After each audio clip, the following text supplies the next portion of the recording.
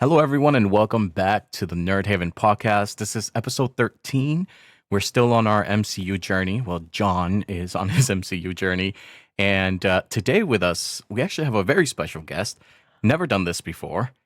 I haven't even brought her into my streams or anything. She may have made appearances before, but my wife, Veronica, Mrs. Nine, Hi.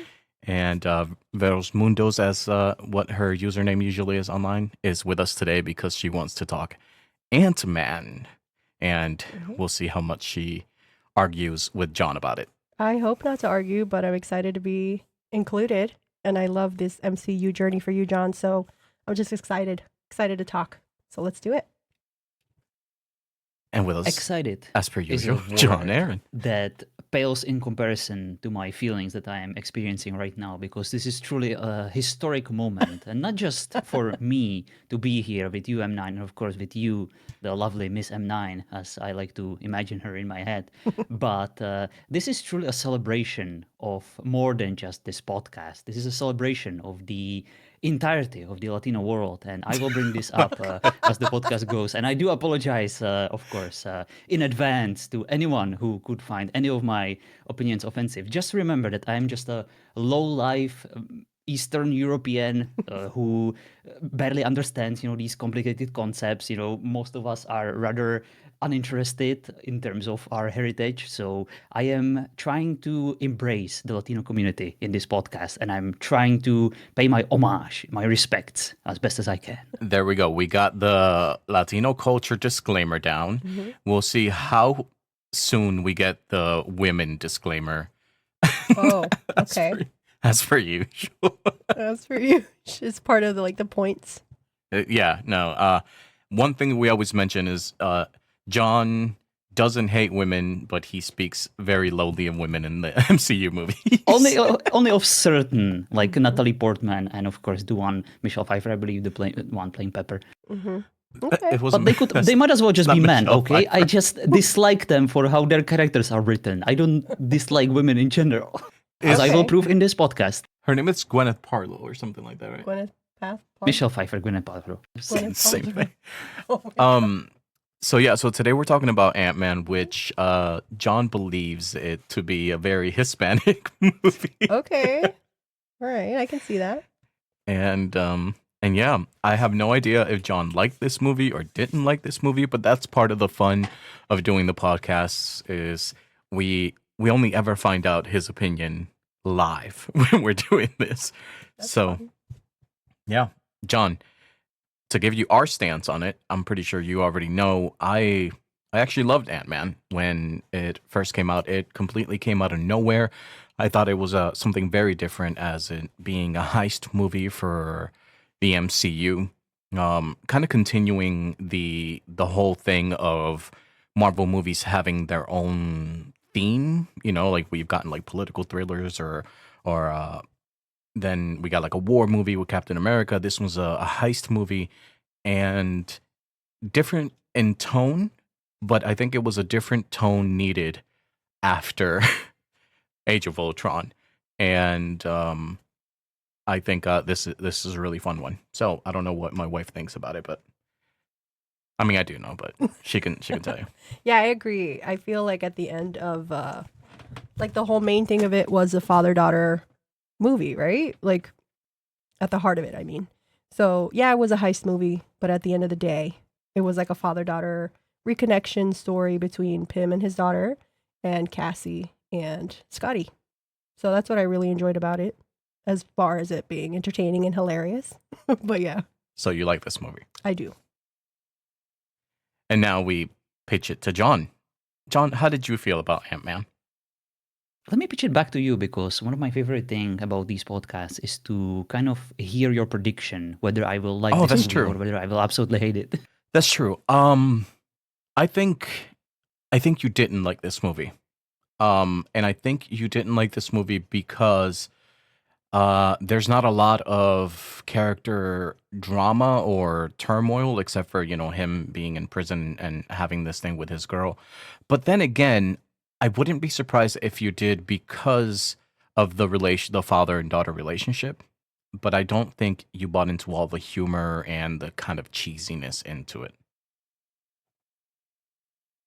As always, there is a certain degree of truth in your words, and there is also a certain degree of you couldn't be more wrong because this movie, I feel like I should share something about my background.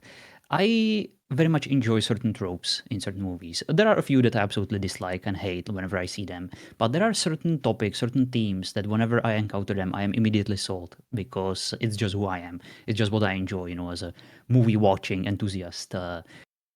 One of these one of these favorite tropes of mine is definitely the shitty father who is just kind of trying his best to make things work, but he just cannot help himself to be a fuck up. Hmm. And somehow that doesn't stop him from trying. Right. And this is just a trope that just brings me to tears because my father, I don't really like him. We don't really get along. We never did. And I always was willing to give him a chance, but he never took it. He Mm. was always the shitty father who never tried, who was constantly like, "Oh, how come he doesn't like me? I am his father." It's like, listen, Dad, you kind of have to invest some effort into it, okay?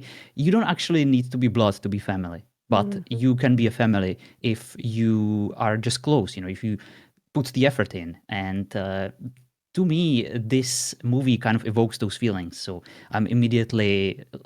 I'm glad that you guys mentioned that this is not just a heist movie, but it is a movie, about the family, about Scott just trying to essentially make something out of himself, using this opportunity, the second chance that Hank gave him. And I very much enjoyed this movie. That's awesome to hear, actually, because, like I said, I thought that you would buy into that father daughter relationship, and I think this movie wouldn't have really worked the same without that. Like, you would just have thieves, and it would just be a heist movie, and it wouldn't have hit the same way without that relationship with Scott and his daughter, which was actually what it was all about. Yeah. And I Indeed, agree. indeed. Yeah. And I do. Sorry. Yeah, it's just like the No, heart go of ahead. it, right? The heart of the movie would have been totally different how you're saying. Like we've seen plenty of heist movies, right? But the difference between this one is that we can relate to it in some way, like how you did, and definitely touch on the father daughter for me, as being a woman and a daughter. So it's great to see that Marvel put that in there, just for more likability even. So Definitely. I feel like once you've seen one heist movie, you've kind of seen them all. Hmm. yeah, It all the formula is kind of stale, and I feel like no movie ever will be able to match like the star power of like Ocean's 11, right? hmm You get like three of those movies. It's just a heist movie. Nothing will ever come near. But you need to introduce something else into the mix, and I feel like Marvel, in their attempt to do like a cool heist movie, definitely succeeded in this one because the heist was kind of like secondary, but it was still good enough as a plot to kind of keep this movie going. And of course, the main story was just Scott, being trying his best, to of course show his peanut, that he can do it. Yeah, I think that it was really sweet in the fact that like he wasn't good at it, but he never stopped trying to be good at it, and I think that that goes a long way. Um, and one of the I remember when we first did our review for this back in the day. Um, one of the things that I said was like Marvel can't do any wrong at this point because they had figured out the formula to give people exactly what they wanted and even introduce characters that most people didn't know. In this case, I had no idea who Ant-Man was, and like what we talked about with Guardians of the Galaxy. Um, we said it in Doctor Strange too, even though we watched that out of order. He was waiting for it. He was Here we waiting for it. oh go. gosh, Hold on, he's chewing something. And the way that they introduce Ant-Man and this technology that actually ends up going a lot further and being a lot more you know in consistent in the MCU was actually really well done. And I just remember being so shocked about like being introduced to a character and immediately loving him. And who doesn't love Paul Rudd? Like, Yeah, I think Paul the fact that it was Paul He's Rudd goes a long way. hilarious. Yeah, he's hilarious. He's a lovable character.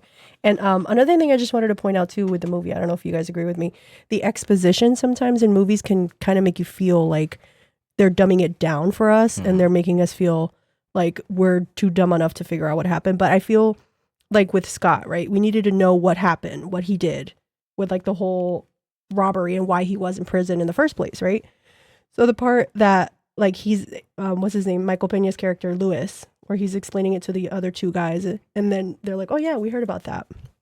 So I actually enjoyed that, and throughout the movie it didn't feel like we were being talked down to or like dumb, you know what I mean? Yeah, it was like a new way of doing exposition dumps or kind of following through with the story because sometimes you get a character that's supposed to be the audience character where they don't know what's going on or where they're filling us in, and it feels really shoehorned in. So in this one they just kind of leaned into it and made fun of it and made it funny. Yeah. And I thought it was really cool. I love Michael Pena in this Oh, movie. me too. So okay, quick question. Why do you call it, or why do you think it was like a Latin movie?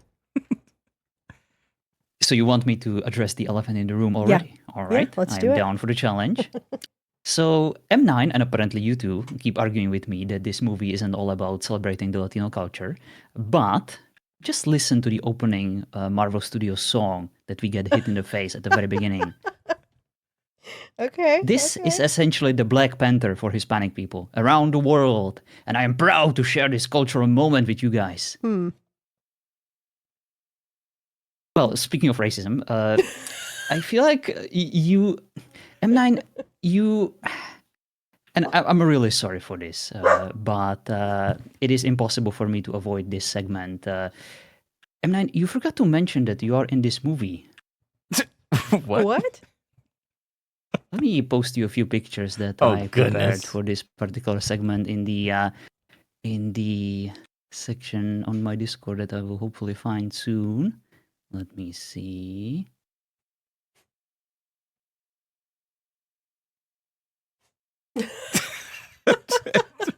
Michael Pena, really? No, I'm only just starting. Oh God. Let me.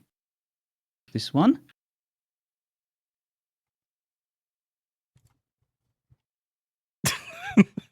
Don't give him ideas. Now he's gonna shave his beard like that. He kind of has it like that now. I do kind of. Oh. Let me see window caption. So there he has his beard a little fuller, but now he has it a lot closer, shaved down. I love that you just took a bunch of screenshots. I'm still going. I'm trying to puzzle them all, collect them all. I'm almost done. I apologize for this All right. interruption, but I'm So- showing the screenshot. one of So- these is actually M9. Just. Right. But like- you would never notice because all of these look basically the same. So you're saying all Hispanic people look alike? Pretty much, but not like helping. I would still admit, I would have to admit that there is like a slight difference, in if you zoomed in, you would still notice that there are some discrepancies. But then I thought to myself, in this wonderful world of AI, Oh God! maybe there are like a few props, that could help me relate this character a bit more to how I picture M9. I don't have like a fresh picture of M9, so I tried this. And all I can say is that the resemblance is simply uncanny. M9 in all his glory.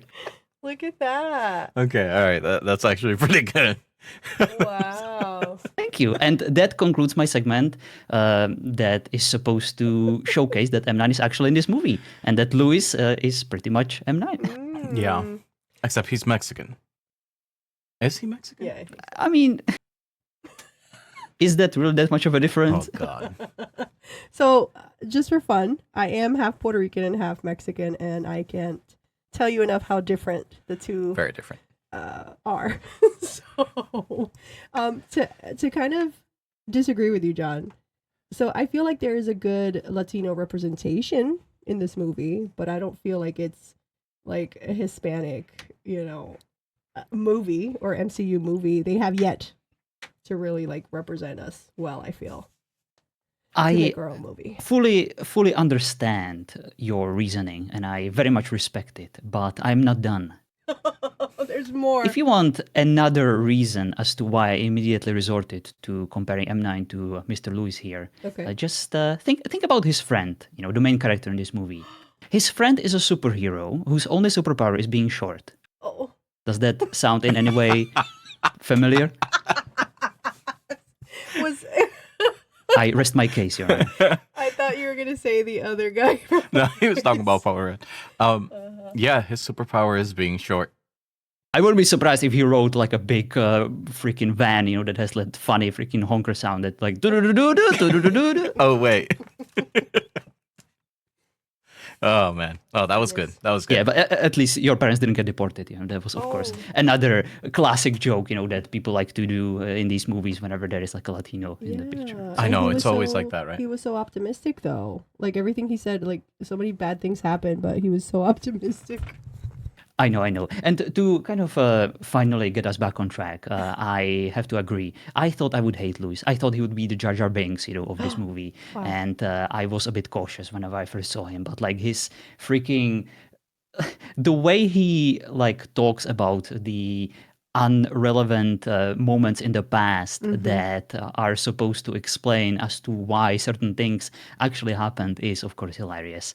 And the way how fast he speaks, Yeah. it is very funny. Dude, I'm gonna Don't- He's butt a in comedian, here. right?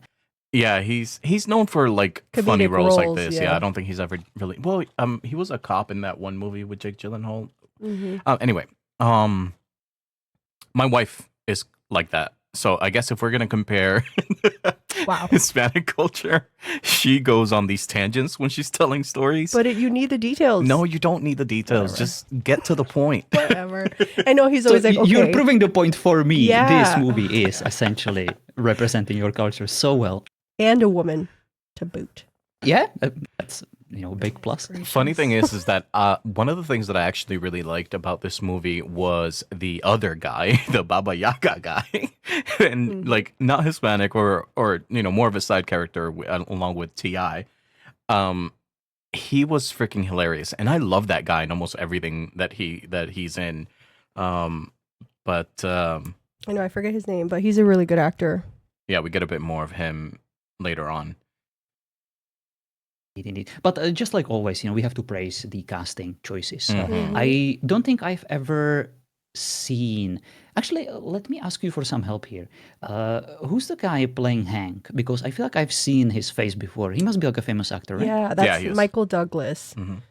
Oh, Michael Douglas, of Yes. course. Oh my God, is the guy from Basic Instinct? Yes, Yeah. I was gonna say if you've seen Basic Instinct, you'll know. Yes, I remember Sharon Stone. Mm-hmm. I'm sure you do. We all do. But that's besides the point. Oh my God, that makes so much sense. I definitely, especially like in the initial segment where they showed us like him when he was still very young, when they like de-aged him. Yeah, they Yeah, did that really immediately. great. In my opinion, they did great with the de-aging. Yeah, Oh, I feel like it hasn't aged as well. Like it's gotten better. What I mean. But I remember when we watched that movie, I was like, "Holy shit, that's really well done." But they've only gotten better and better. But I watched it today, Yeah, and maybe John can agree with me that I feel like it still holds up. yeah, that's good. It does. The CGI, we'll get to this, but like the CGI and the visual effects in this movie, I found absolutely amazing at times, like breathtakingly good. But I don't want to like jump too much into the future because when we are still in the past, we also need to bring up my beloved character, Queen Victoria, from the previous podcast, of course, as you might remember her. She was there, along with freaking Stark's father, which I love these like shots in the past where we see these characters from the previous movies, the OG SHIELD squad. And I enjoyed seeing Victoria old and decrepit, that old hag. I want her to just... Oh, it was great. Yeah, John's not We a are fan nothing but the worst. Of Peggy. Really? Yeah. Why? Okay, can we get into that? We've gotten into that. You might have so to go many back. times. Yeah, Okay, you I'm might gonna- have to I'm gonna go to back. some episodes, probably the Captain America episode. Okay. He's not a huge fan. It's one of the disclaimer ones. Yes, one of the disclaimer ones. But I always like when they kind of make these kind of random cameos that basically just keep tying the universe together, Mhm. right? And um, by going back and showing that relation with Peggy and Hank Pym and all that stuff, it's like it only expands the universe more, but also keeps it tight. And I think that they're really good at doing that. Mhm. Indeed, indeed. And we get to see one of my favorite things in the entire Ant-Man series. Just Hank punching or otherwise just beating the shit out of people who are mean to him or just fellow colleagues, who disappoint him for whatever reason. He just assaults them and it's amazing. It's always so satisfying to see. Yeah. It is. He's got anger problems or something. Rage. Oh, yes. What did you think of I guess the introduction of it all, right? It was um the mini heist to get the what ended up being as the suit. Do you think that that was kind of a cool introduction to the character and to what we know as, Scott? It was basically um it basically meant nothing to him at that point and then until like the shower scene and stuff, which was really interesting. How did you feel about that? I feel like okay, so what is introduction for you to me is like the middle of the movie because so many things have happened like before that. Yeah. Like to still like remain in the scene from the past, where Stark said, "I've known Hank for a long time. He's no security risk unless we make him one." I thought that was just so smart Yeah. and like so many movies would do the opposite, right? They would go the opposite route and they would pretty much antagonize this guy somehow, and that would be the main plot. I love the fact that we get to be on like a completely different side, and I wish like more movies would do something similar. And then we just get to see Scott like for the very first time as the main protagonist of this movie, even though I actually feel like Hope is the main protagonist of this movie. We get to see him in Baskin Robbins, and I wanted to ask you guys because I don't actually know the franchise. Is it like an ice cream shop? Yeah. Yeah, it is. It's basically like a Dairy Queen. I don't know if you've ever heard of that. Different type of ice creams and like Okay. so coffee shop, I think, right? Kind of. No. Okay, the reason why I need to bring this up is because I feel like in this particular scene, we actually get to witness the biggest jerk slash villain of this movie. Do American people often go like for burgers to ice cream shops? Okay. So I'm glad you brought this up because I did a note on this. So, like M9 brought up, here we have Dairy Queen and we have Baskin Robbins. Baskin Robbins is only ice cream, 31 flavors. Everybody knows this. But at Dairy Queen, you can get like chicken tenders, fries, like more, Oh. like I was going to say like carnival food, I guess. Like, It is kind of Right, Yeah. like Yeah. a fuller dining experience. Right? yeah. But it's kind of like just like that. More finger foods like for kids, I feel. Junk like food. Burger, yeah, junk food. So I thought that was funny that the guy came in there and was asking for like just anything hot or whatever he said. But yeah, that's the I think difference. that's basically it. Yeah. They're the fact- poking fun. I am glad you guys explained this to me because some of these references are sometimes lost on me a little bit. The because cultural we don't stuff, have yeah. like all these franchises, yeah. So I do appreciate it, and of course, I was assaulted. My eyes were assaulted by the color of the uniforms and just the mango fruit blast. Right. I yeah. needed to write it down because it sounds disgusting, but I would definitely try it. So, okay, another quick side question. Do you like mango? I do. I like buying mangoes when they're not ripe because they're cheap. Then I love leaving them like somewhere hidden. Then they go bad and I throw them out. And then I love raging at myself for buying them in the first place. That's what I usually do with mangoes. But Okay. in like those rare moments when I actually remember that I have it and when I force myself to prepare it because it's like so messy and stuff, Yeah. I do occasionally enjoy it. I feel like that's us with avocado. Yeah, we always let it go bad. Yeah, she has to ask because I've explained to her like what a picky eater you are. I am. So yeah, I guess she had to know. I just had to know. I know you like watermelon. That's all I know. Yes, thank you. How do you feel about watermelon? I know what M9's feelings are. Well, I love watermelon. And just a quick little side You're gonna anecdote. tell him. I knew you were gonna tell the Just story. real All right, quick. go ahead. Just a little side anecdote. When we first started dating, he told me that he didn't like watermelon. So I'm like, okay, whatever. So I take a bite out of watermelon and then I go like not even thinking, I go like to go kiss him and he's like, "Don't you dare. I hate the smell of watermelon." I was like, "Oh my God, rejection." And then I was like, okay, he did mention fair, he told me he didn't like watermelon, but I was just like, wow, I learned real quick. That's amazing. Yeah. I feel like the smell of it is like the least offensive thing about it, right? I can understand that some people dislike like preparing it. Yeah. Like you can get like a bit sticky here and there. If you have seeds, it can be annoying. But like the smell of it is just beautiful. I know. I agree. no. Have I guess you? the powers of association. Maybe, yeah. So he's like, the smell of it is like the taste of it. So he's like, no. So I don't know if over there, do you know what tahine is? Tahine? Tahine. Tahine? I don't think so. Okay. So it's like a spice over here. We put it on watermelon. It's more like a Mexican thing, I guess. I don't know. But Oh, okay, you're losing me. If you're one of those barbarians who put like freaking caramel on watermelon Oh, no, or like no. put salt on it, No. nope. that's as far as I go. It's like a spice. It's a spice. It adds more depth to it, but I can just eat a whole watermelon by itself with nothing on it. All right. Just, Yeah, but she has to do that outside of the house. yeah.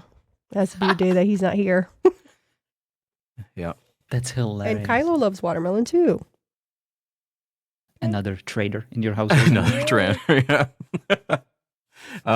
Okay, so what else do we got? What are some of your notes? Okay, one last question about this part before we get to the heist of the suit, because it's another reference that I'm not actually all that familiar with. Is it actually that big of a deal whenever you have any kind of record to then like find any kind of job? Are you just can you not even keep like a job as an ice cream salesman if you have a record of like larceny and stuff? Yeah, it becomes very difficult. You're very discriminated against. Unfortunately, yeah. Yeah. So it becomes very hard for. And we actually had a conversation similar to this before or recently, where it becomes hard for people that have gone to jail or have done time to actually turn their life around. Or even the people that have have done their time. They feel like they're better people. They're not exactly given a second chance as easily when they're released, and I feel like the whole system kind of sets it up so they end up being shitty again. Yeah, back behind bars. But yeah, so like when you do apply for a job, they ask if you have a criminal record, and they ask you to state what it was for and all that stuff on the application itself. So like I guess like he didn't put that on the application to just try to get a job and be better, but came back and bit him in the butt. Gotcha. So I'm glad this movie actually showcased this because it perfectly reinforces, my point that this is a very unfair and very, I would say, unreasonable way of treating, the criminals or those who are supposed to be Reformed. reformed. Thank you. Because you are essentially setting them up for another failure. Correct. If they can even like earn living a proper way, as like any kind of civilian, then what else is there for them to do than the one thing they know how to do, at least like partially well, right? Just go back to crime because you literally have no other choice. Yeah. Thankfully, there's also like programs or non-for-profit people that are like programs that are led by former inmates and things like that will help, or private companies that hire, to give second chances. So there are some things out there, but in generality, it is very looked down upon, and you probably will get passed for someone else. Gotcha. That is rather. I guess it's fair, to some degree. Like, don't do Yeah. crime, but at the same time, sometimes this movie pitched Scott as essentially like the modern day Robin Hood, right? What he did was to kind of steal, from the rich, and they were kind of jerks, this company that he did it against. So I don't know. Yeah, I it's guess like it's it's not more right, trickier. but circumstances. Yeah. But definitely interesting topic to discuss for sure. But yeah, and then I guess we can finally talk about something more about this movie that actually happens, like Hank and Pam, because I absolutely adore those two. And this movie is not just about, of course, the Peanut and Scott. I feel like this movie is equally as much about Hank and Pam, the father and daughter moments. How do you guys feel about those? Yeah, I think that kind of it's like another parent daughter or Mhm. parent child relationship, and that's kind of what makes this movie even more about that than like the heist. The fact that there is more than one relationship at stake here, or more than one relationship being showcased, and how different they are, and actually what's like like two different ways to almost fail your children in a way. Yeah, how pretty much like how she explained it, right? You have two different versions. You have Hank's version and his daughter's version. I think her name was Hope. So she has her Yes. version of her dad when she was, I forget how old she was. The mother, disappeared, and then the dad sent her off to boarding school. Boarding school, So yeah. yeah, It was while he grieved, they could have grieved together, but he chose to send her off. So then she had to deal with it on her own, and then she felt even more alone because now she didn't have a mother and a father. So I understand indeed. her relationship and like how she voted him off, the board, and she was the deciding factor. Mm. So that goes back to, we were talking about this too, like the generational, like our parents, they're better, they're trying to do better than their parents and so on and so forth going back. But it just shows that he couldn't deal enough with the loss of his wife to deal with a grieving daughter either. But that relationship, oh God, it needed work. It needed work for sure. Yeah, and a dysfunctional relationship between someone as amazing as Hank and someone with such a retail worker personality slash MMA fighting capability, aka the perfect woman with the most amazing haircut I've ever seen in the MCU universe. It's as if this movie was written for me to like love it even more than I already am.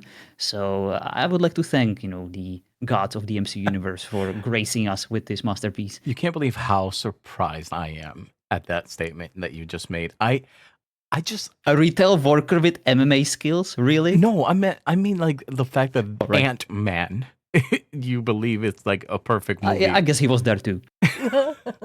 because I don't know, I expected you to be like, it's okay.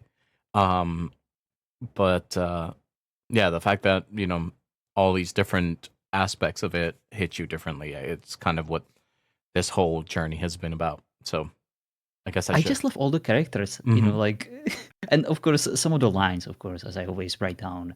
Long time no see, Dr. Pam. How's your retirement? Oh, how's your face, motherfucker? I I love like those I scenes. like the ad lib. What did he say, Oh, absolutely. motherfucker? I have to.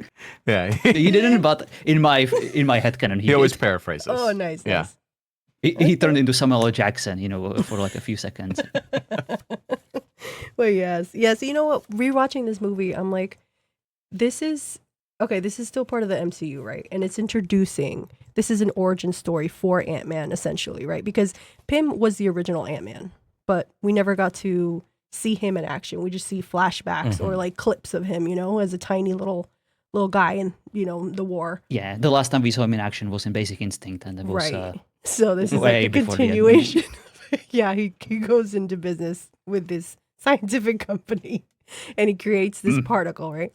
So with him, we get that, but we really get the origin with Scott and how he freaks out. Like, I'm trying to put myself in his situation, right?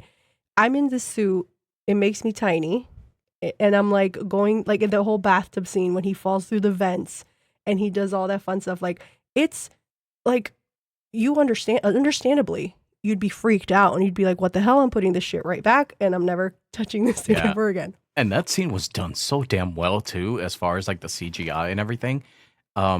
To present a sense of scale, because sometimes it's easy to try to CGI something and it just doesn't really capture Mm-hmm. the essence of scale. But in this case, I feel like it was represented so well. Like for any of those people that have that gigantophobia, whatever the hell it's called, that they're afraid of giant things. Like this must have like freaked them out because the water, the tub, and just kind of like everything that happens there when he's minuscule is it's insane, and I freaking love that scene. This movie is exactly 10 years old, and I feel like it really held up well Hmm. because I couldn't agree more. I thought that the the differences between the scale and the sudden like changes were done so well, along with the soundtrack of the movie. Everything hit like very, I don't know, like it felt, that way. I definitely could get behind Scott just freaking out, being anxious about suddenly being tiny, and yeah, it was amazing to see. Yeah, and I think that the fact that they balanced the scenes of seeing Scott tiny, as tiny as an ant, and then seeing it from his point of view and seeing everything giant, it was balanced so well. Like it never felt like they were doing one more than the other, or that for you to like forget how it feels for him. And I really appreciated that as far as like the filmmaking. So I want to ask you, John. They say that a movie isn't as good as the villain is, right? Like, what is it, babe? How do they say it? A movie's only as good as its villain. That one. How did you feel about the villain in this movie?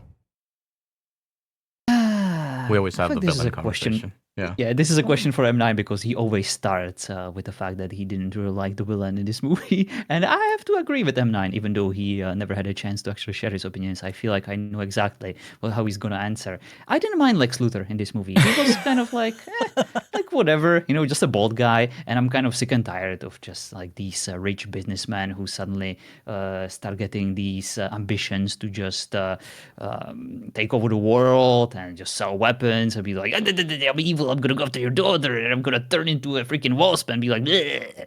It's just whatever. He Yeah. was So there. in He this died. one, I actually didn't hate it. I don't think it was amazing, but I do think he's one of the better villains in the MCU because the suit starts kind of doing something to him, um and it's all like motivation based. And what I liked about him is that I got a sense of character development from him, right? He also felt rejected by Hank Pym, which is a lot of the, The themes. yeah, when when we talk about like daddy issues, or when we talk about like how Tony was like the creator of all his problems, this is kind of something that Hank almost created in a sense. Yeah. And I think that it worked really well as far as this guy.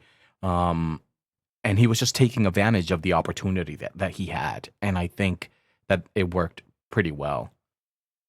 Yeah, this is definitely a daddy issue to movie. Mhm. You hit the nail on the head there.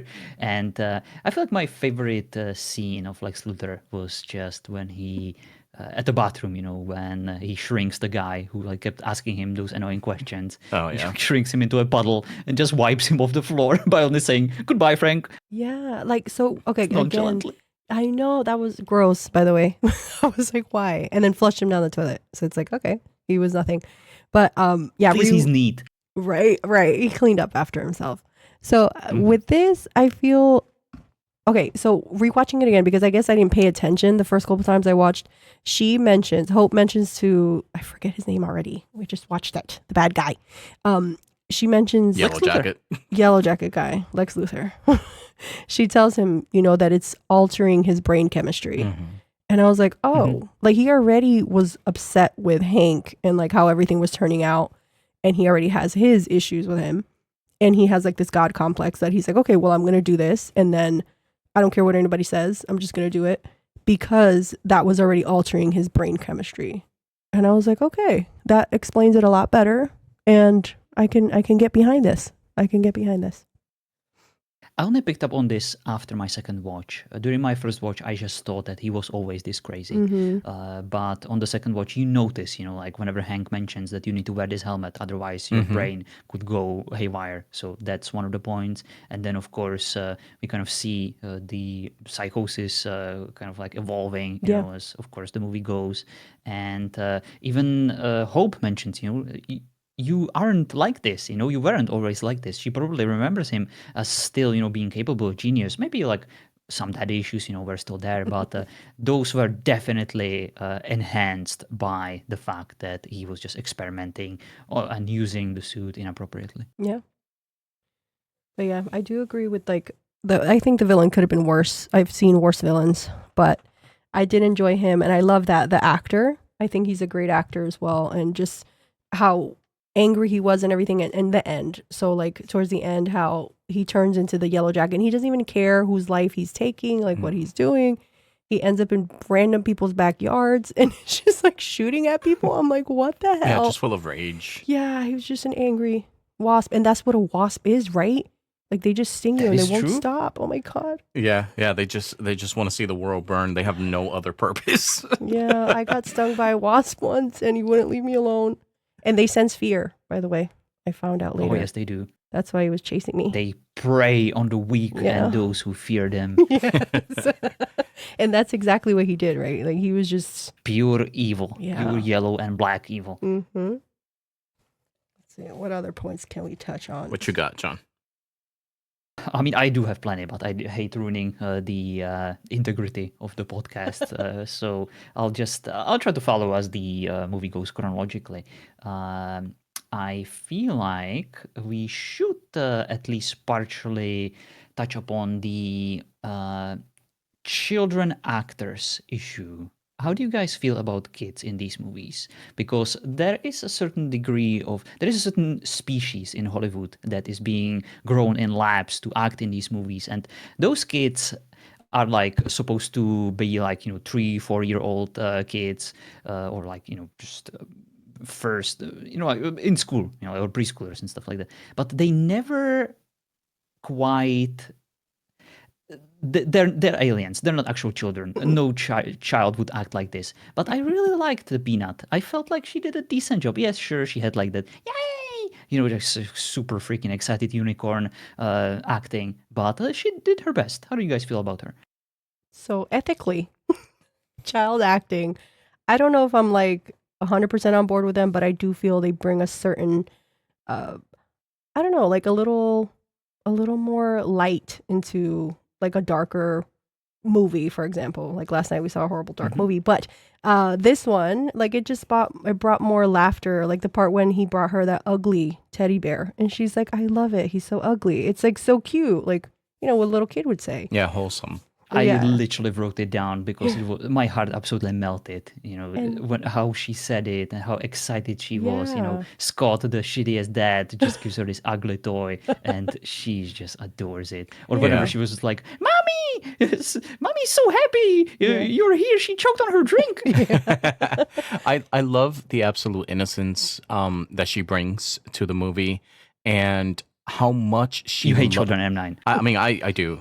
But when it comes to a good story, using a child in a story brings weight to the story and to Scott's entire path. It's all about his daughter, and I absolutely love how much she loves him, no matter how many times he screwed up or he hasn't been there, or like to her doesn't matter that he was in prison or gone or whatever. Like every moment that he gets with her, she's in absolute love with him, and I think it goes such a long way to explain what we mentioned earlier, which is that the father is trying, and it means so much to her. She doesn't bring up any other bad times or anything like that. It's the fact that he's constantly trying, and she loves him. Mm-hmm. This movie does the family stuff so well because I feel like someone who could have easily been like the second most impactful villain of this movie, Paxton, the stepdad. I broke down at the beginning, of my notes. Paxton is a dick. But then I added, but he's a good dick, and of course, because, he's a cop, he's supposed to be harsh and firm and stuff. But like, of course, any mother who calls her son a Paxton, just immediately sentences him to be a cop in the future. Let's just mention that. But like, I gotta like remember how that name for GTA RP. Oh, absolutely. Like, I like how in this movie, the stepdad kind of redeems himself and just, he wants, Cassie to be fine. He cares about, her mom. And he also cares about Scott. He doesn't want him to fuck up. He understands that, of course, Cassie loves his dad and he wants to protect him from getting into trouble. Yeah, I think they could have easily leaned towards making him a dick, right? And making Cassie hate him and stuff like that. But let's be honest, how often does that happen? If he was a complete dick, the mom probably wouldn't be with him, especially with a young daughter. So I love that it was grounded in the sense that he was a good guy. He was protecting his family, and that's what Hmm. it was. It was two different perspectives or two different personalities trying to do what was best for their family. And I think it works so well in this movie, and and that chemistry only gets built up more in the future as well, and which I like. But yeah, Allow me to quote one more scene that I found absolutely hilarious. Keep the suit. I'll be in touch. No, no, no, no, no, thank you. I love that. Like how he initially freaked out, when he first got shrunk. He was just, it was so funny to me. yeah, the yeah, he was like in complete panic, and it was hilarious. And I think it was I'm not gonna say parasitic, but kind of like a mutually beneficial situation, where Hank was like, I can probably use this guy, you know. And I absolutely love that because Scott immediately understands it. He understands why he's there in the first place and how he tries to explain it to Hope, because she, of Mhm. course, gets mad, that her dad probably doesn't trust her. He doesn't want to, give her the chance. She's obviously more qualified than this stupid ass Scott, from the Yeah, street. But like, Scott says what Hank isn't saying out loud, that he's correct. not willing to risk the life of his only daughter. He already lost his wife and he simply can't do that. And I'm so glad that Scott understands it and immediately tells her. And we don't just find out at the end of the movie, when Hank gets shot and dies and Hope is like, no. And I would hate for this movie to end this way. And I'm so glad that instead we get like a proper, cool, good, happy ending. And I and immediately after this scene, we actually get to not just hear, we get to see that cool freaking flashback of course, Ant-Man and the Wasp, Yep. his wife shrinking into the quantum realm to, of course, go through the titanium plates uh, of the missile, and Yeah, it's a freaking complicated sacrifice herself. story and complicated lore, It is. and it's And we will get to see the resolution of those complicated storylines in the future movies, and I'm yeah, here for it. yeah, for sure. Yeah, and just to bring it back to that scene that you were talking about, that when they're in the car and she's trying to train him, like they're all going through this training montage, right? Like he's trying to go big and then get little to go through the keyhole, and he's having issues, and now she's trying to teach him how to control the ants with a penny. So like he explains to her that he's expendable, and it's kind of like, Mhm. yeah, like her dad is trying to protect her from from him losing her, like he did his mom, like or his mom, her mom, like you said. So yeah, I do like that they explain that and they get to have like a deeper conversation than just, okay, here I'm going to train you and punch you in the face a couple times and then that's it. So like their relationship grows and that shows the expansion of their chemistry as well, which I love, by the way. That was great.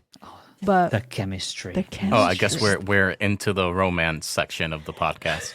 Oh All my right. goodness. This is one of my favorite romances of the MCU universe because on one side, of course, we get the badass freaking retail worker chick with a badass haircut, with a badass MMA skills, who is just so dismissive of Scott at first. It's the perfect woman, that is just so cool and it's like, who the hell are you for even like being here? How dare you even look at me with your stupid eyes? And I'm immediately sold. Like she has my heart, and it's hers forever. Yeah, like the part, okay, where she wakes him up and he's in the room and he's like, whose PJs are these? Like, and he's like, were you there watching me sleep the whole time? And she's like, yes. She barely even speaks. Yes.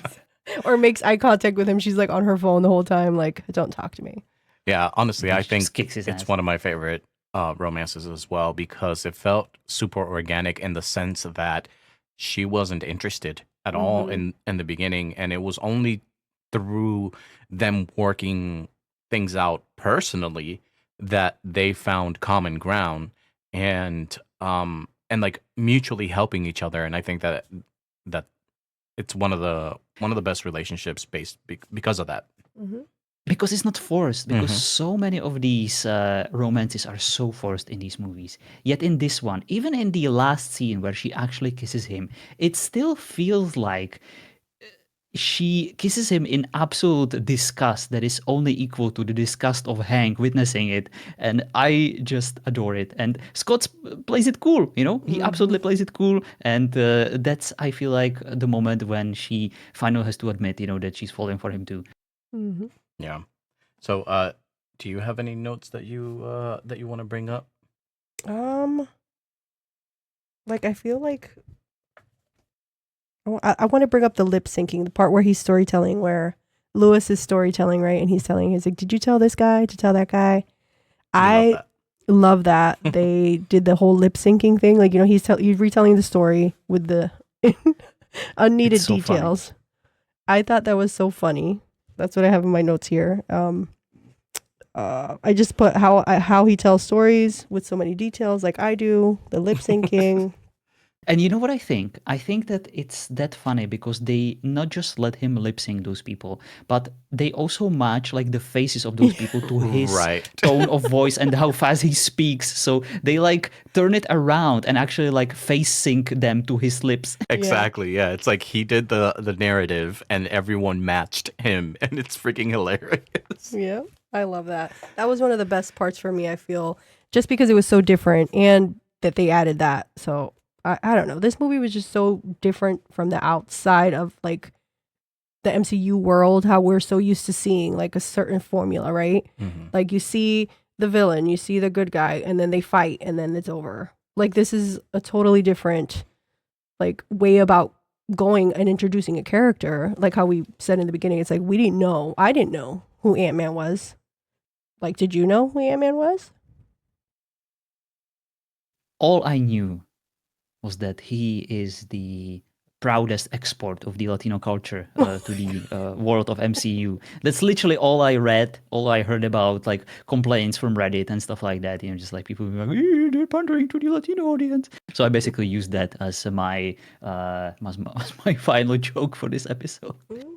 I Yes. had to lean on it because I thought it was hilarious. Obviously, you know, this movie is just fine on its own. It's like a few ties that I could leverage, you know, for the joke. But other than that, of course, clearly it's a standalone, cool MCU movie that kind of creates its own separate little universe that will be super impactful in the Yeah. other movies, which I'm so happy about because they even mention in this movie, which is something we always complain about in the other movies before this one. You know, we should call the Avengers. Yeah. Where are they? Would be Yeah. smart idea, right? But I'm also equally glad they didn't because they actually explained why it wouldn't make any sense. You know, because of Stark, because of like this power getting into wrong hands, and we even get to see a freaking fight with the Falcon. You know, of Yeah. course he's a second-grade B team Avenger, but it was still a very cool fight. They really made him come across as very strong Falcon. Like he had that freaking tag, and you know, our guy barely won. Yeah. I think like and by the time that this movie happens, he's kind of been around for a bit, right, in the timeline. So, he's gotten a lot better, and they definitely put him to work, even though you know it was like a cheap cameo when you think about it, but it worked as far as the story. And honestly, one of my favorite things about this is what you and I have talked about before, John. That some of these characters in some of these movies work when they're more grounded and when they're not end of the world situations. Even Yes. though if this had gotten out of hand, it could have been really bad, right? Like, so the threat was still large, but it was still like a neighborhood threat. Containable. Yeah. So I really like that about this because it made it so that okay, we can take care of this. The Avengers are not necessary because they would probably make things worse. Yeah. And you know what's hilarious? Even though this is clearly a family movie that is very approachable to like, you know, kids and Mhm. moms and I don't mean to generalize, but like an audience that wouldn't generally pick a superhero movie as their Right. first movie to watch, you know, during like a date night or stuff like that. And Yeah. I am absolutely very well aware that there are a lot of ladies who enjoy superhero movies, and there's absolutely nothing wrong with that, as we will see in one of the Avengers movies in the future, of course. But what I'm trying to say is there is a lot of swearing in this movie. I don't know if you guys noticed, but there is There a lot of is. shits. There is, I believe, a few. Was there a fuck? I Definitely a think lot there of was shits. one. Bullshit. I think because I think you can get away with one Yeah. in a PG-13 movie. And so I think was it Hank? Was Or- it one or two? I feel like there were more. There were I'm not sure. absolutely at least two. Yeah. And that kind of surprised me because the MCU movies are very sterile in this Mm-hmm. regard. Like, barely characters are ever doing anything but kissing. They don't even get like all that naked and stuff. And Yeah, because they wanted to pander to as once, right? many like Big like age groups or age big groups as younger possible. age Yeah. groups. I mean, yeah. Indeed, indeed. But And that's John, why. Veronica has to go back to work, so we can continue. Is there anything else that you want to No, say? that was it. Give us your rating. How does this movie stand out compared to the other movies in the MCU universe? Is this your favorite series in the MCU universe, or do you think that there are still better ones? So as far as series, no. But I do really enjoy this movie. This is probably maybe top 5, honestly, For the entire for the MCU? entire MCU. Really? Top 5. Jeez. Yeah, because I have Endgame as like number 1. Yeah, we're not there yet. We're so not there don't yet, talk but wow, that's actually higher than I thought. yeah. But yeah, I know it's hard for you to pinpoint it because we've been keeping track of the ones that we talk about and Mhm. ranking that. But I know that this is always one that we both really enjoyed and we Yeah. watch kind of randomly at times too. Yeah, like let's just watch a funny, lighthearted, because we already know what to expect with it too. And it's just so funny for me. Like I love comedies. It's one of my favorite genres, and this hits a lot of the points. Heartfelt, with the father-daughter, the comedy between him and Michael Pena, just the chemistry and all that. But yeah, very high ranked. And but yeah, thank you guys for letting me join today. It was a lot of fun. I just have to go back to working for the man now. But She yeah, doesn't mean me, she means her boss. my corporate job. Obviously. yeah. Thank you so much for stopping by. This was amazing. You are always welcome to come back for more, perhaps to talk with us about the end game, because I'm very excited to hear your opinion on that one. Oh, Yeah. that'd be fun. I definitely enjoy that. But thank you guys so much. This is so much fun. And yeah, I'll let you guys get back to it. All right, sounds good. Thank you. Bye. Bye. Good luck at work. Bye. All right, John. Well, I know that you probably have a couple more notes, so we can. Oops, I just hit my microphone. Am I that transparent? So we can go over that before we wrap things up. I do appreciate it. I only have a few more left.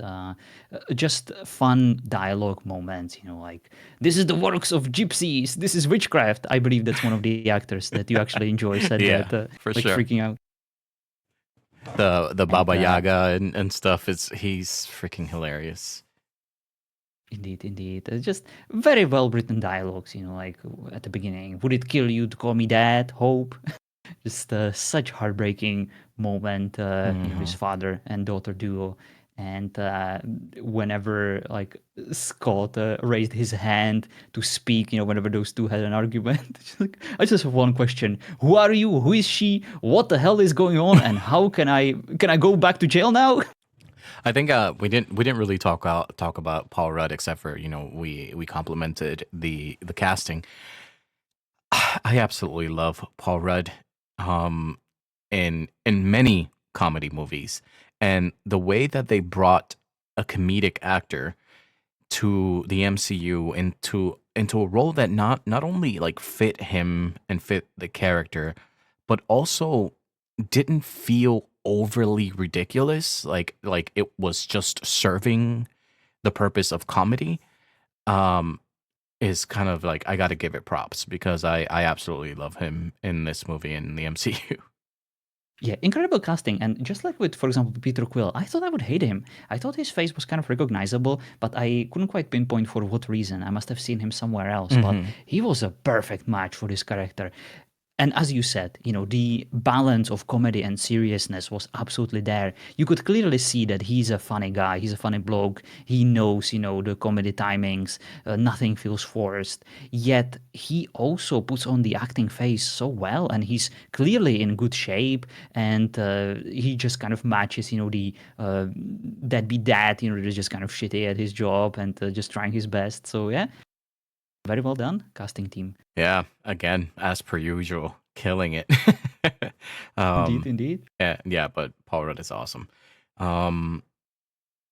And yeah, so what else you got? Do you have any like bads that you want to bring up and mention, like complaints? Honestly, only very little, perhaps none even. We got to, of course, see Hydra in action Hmm. again. Probably like for the last time, I feel like Hmm. in a long while. This was like the last resort of them. And of course, they got punished for it, as always, as they should. And we immediately get to see Hank resort to his primal instincts and punch another person, his protege this time, which was, of course, hilarious. I am always in stitches during those moments whenever he punches someone and that being like his only weakness, but also his most hilarious moment. Yeah, it's freaking great. It's just I like know. moments that kind of come out of nowhere that work so well. Yeah. And just again, to bring this to freaking hope. The honest truth is, I actually went from despising you to almost liking you. Just like any of my girlfriends, except for the liking part, of course. Again, feels very relatable. Yeah. I love it. I love it. Yeah. And the tank escape, was hilarious whenever he had his little key accessory, and it was an actual a small version of a tank, that he embiggened. It's It was it's those hilarious. type of things that are like that I really enjoy because as ridiculous as they are, it makes sense, right? Like it doesn't take me out, even though it's pretty freaking ridiculous. It doesn't take me out of the movie because they've explained it how everything works, and it's just like the writers or whatever, they're just having a great time, like coming up with these things, and they work really well, Indeed, it felt like making this movie must have been a hilarious moment right? for everyone involved. It just felt like everyone had fun in their roles, like on the field, in the cutting room, probably like doing the visual effects for it. Oh, I can only imagine, What yeah, a just laughing your ass off. Yeah, what a cool freaking moment. And the attention to detail. And like the final fight. I usually skip those, right? For obvious reasons that I mentioned so many times before. Hmm. But like to see those hilarious transitions from like epic battle, to then switching back to our perspective and seeing toys just being gently thrown around, in the, in the room. Yes. It's so cool. That was hilarious. Yeah, it's it's freaking hilarious with the Thomas the Train, and Yeah. anytime they would cut back and it's just like the toy view and the sound effects that they added to Yeah, like the sound it's that just killed so me. good. Yeah. And It was so different than what Marvel has done up to now, and it almost looked like they were swinging for the fences with this. Like they were just like, we're hoping people like this because it could have gone pretty wrong as far as um like thematically or the tone of this movie was very different.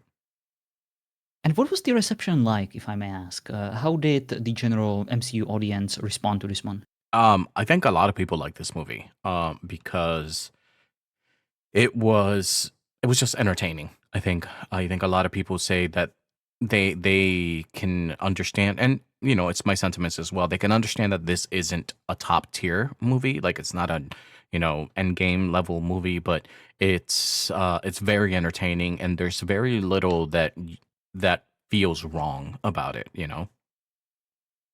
Gotcha, gotcha. I am. So it's essentially like the Guardians of the Galaxy, right? Pretty Also, much like same a reception, kind fun of. Yeah. movie in the middle of a very depressing phase that just kind of lifts your spirits, but also ties in incredibly well into the overall mythos and has its own very well defined place amongst Indeed. the greater story. Yep. And the greater place we will see, of course, in the post-credit scenes, because this movie sets up so well, like the upcoming Ant-Man movies. But not just that, like it literally gives us a shot from the next Captain America movie, the Civil War, right? Yep. Where we get to see Bucky. Of course, sorry, I apologize that you had to see his face again, in the on the big screen. No, I it's, know that he it's would prefer if he just got ran over by I don't know, a combine and just got melted into a puddle and never returned. But he's still there. He is relevant. he He is there. exists, Yeah. and there is nothing you can do about it. Yeah. No, he's fine. Whatever. But yes, I am so glad that the Ant-Man will return because I am both excited about just the Ant-Man universe or the Quantum Verse, if you will, and also just his place in the Avengers, because Hmm. he is clearly powerful. He has his own unique niche that he can bring, and I feel like we will get to see more of him very soon. Yeah. Agreed. Uh, yeah, I don't want to get I don't want to get into it right now, but definitely. But yeah, I love this movie. I'm actually, like I said before, I'm surprised that you like it as much as you do. But I can understand I am too. after speaking with you why you do, and I love it. That I love that you enjoyed it as much as you do for the reasons that you did.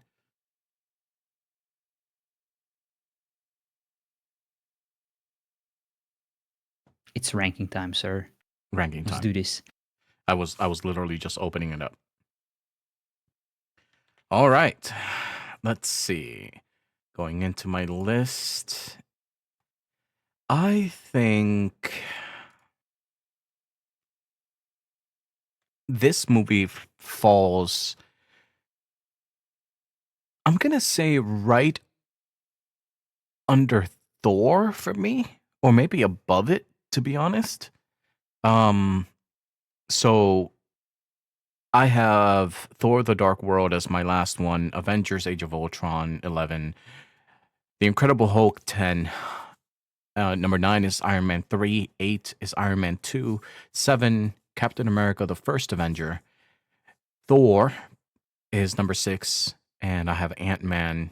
Well, now I have Ant Man as number 6. Everything else moves down. Doctor Strange, Guardians of the Galaxy, Iron Man, Avengers, and Captain America: Winter Soldier is at top. Okay, okay. Interesting.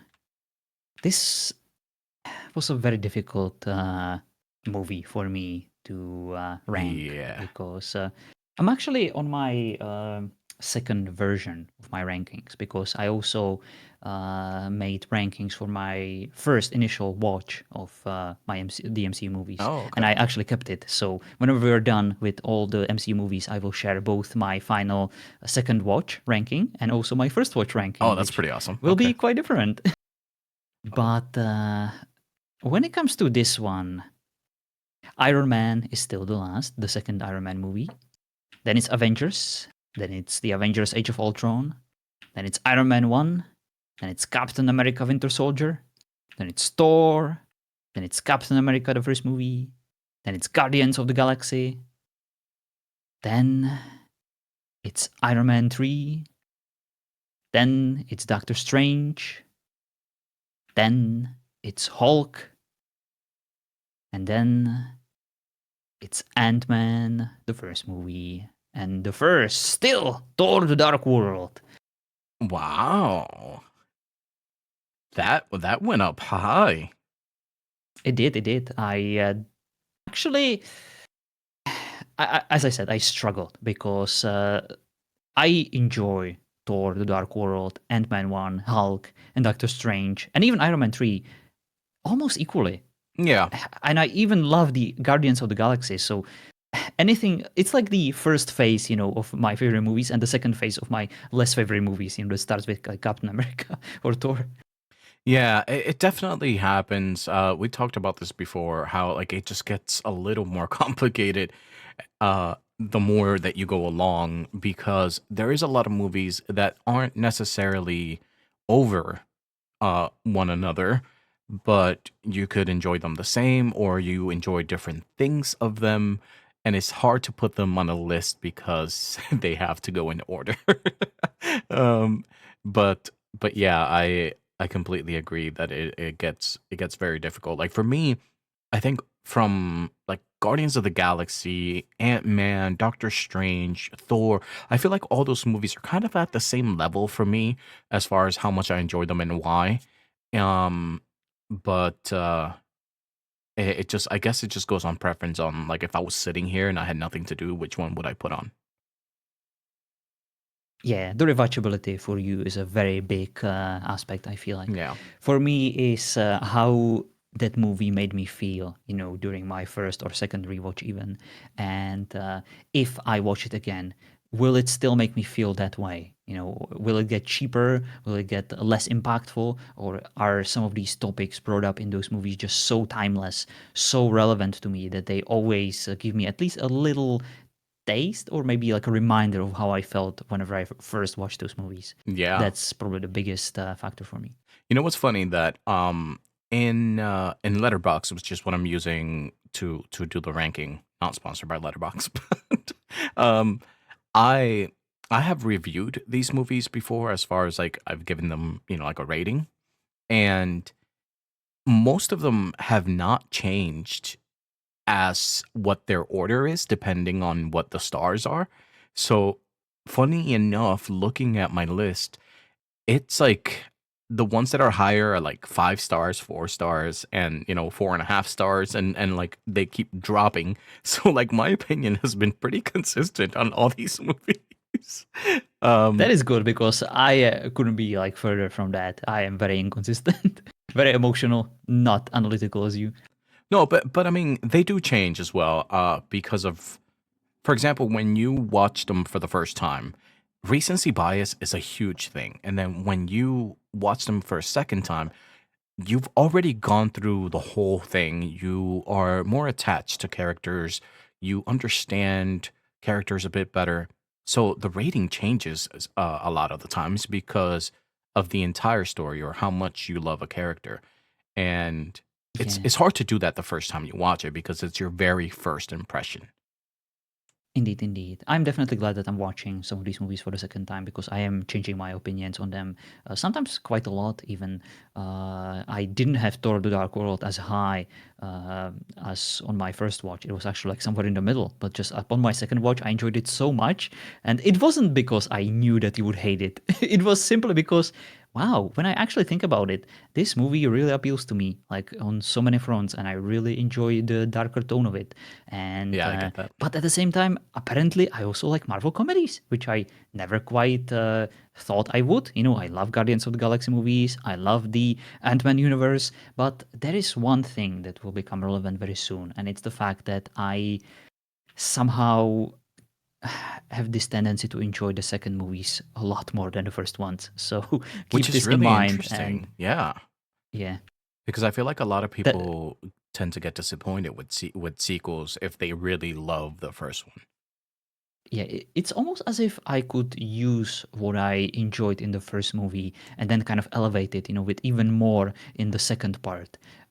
It usually doesn't work with the third one. That's when things get a bit too over Yeah. the top, or you get like a little bit too much, and it's like, hey, how do we extend this franchise even further? And that's how I kind of will feel like with Avengers, because well, I never liked it at the beginning, in the first place. But it's kind of a shame that it feels like the main stuff that the MCU is supposed to kind of be appealing for. I seem to find the most dismissive or the most skippable. And I'm kind of recognizing, how ridiculous that might be, that I'm enjoying some of these French movies, like freaking Ant-Man and, Thor: The Dark World and even like Guardians of the Galaxy. And it's like, it's not the main stuff, right? The Yeah, main stuff is the Avengers, Captain America, Thor, yeah!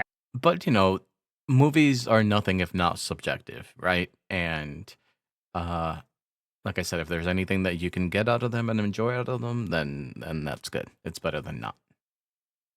Definitely, definitely. So, sir, are you excited to talk Captain America Civil War? Because I feel like you will have a lot to say about this I one. am very excited, and I keep saying this as a prologue. I'm super interested to know what you think because I think this movie has a little bit of everything, but there's a lot of action in it and things like that. So I think you might be a little put off by some of that, but I think you'll be into some of the drama in it. So in the character development. So I'm excited to talk about that, and that's going to be our next episode, um, which we'll probably get to sometime this week. And yeah, Wonderful. It was hilarious having your wife here. She was amazing. I hope that she will join us again for the Endgame or any other movie that she likes. She definitely has a home here. So thank her again. I And will. I hope that the viewers enjoyed her too, because Yeah, she was a rock star. yeah. She's I mean, we go to the movies every Thursday, but sometimes on Monday, like yesterday. And we do little movie reviews and stuff for like our family and friends on Instagram and TikTok. And we've been doing this since we started dating. So like for like 10 years. And um we both love movies and we talk about them constantly. So she was very excited to come on the podcast. So she'll definitely be back. That's awesome. Let us know, nerds, how you felt about her cameo and if you want her to be included in more movies. Give us a comment, give us a like, subscribe to M9's channel. Yeah, Wow. let's feed the algorithm. Wow, John. Look at you. Soon you'll turn into Get that YouTube money. actual YouTuber and actual streamer, and it'll It's be all great. about the engagement. Oh, yeah. Randy guys. Savage in the house. Oh man! All right, guys. Thank you all for tuning in. It was really fun talking about this movie, and like we said, Don't forget your Slim Jim. next movie is Civil War, huge movie for the MCU. So can't wait to talk about that. Thank you guys for tuning in and listening, and we will see you all next time. Bonesaw is ready. See, that's from MCU. At least it will be. Bye.